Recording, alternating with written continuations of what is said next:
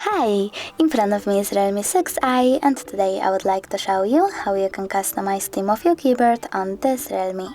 Firstly, access Settings and scroll down.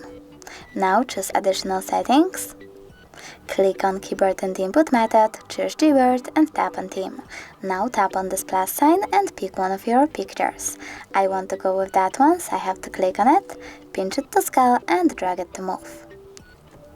When you're done, choose Next. Adjust brightness by swiping left or right and tap Done. Lastly, click on the switcher next to key borders to turn them off or on and choose Apply.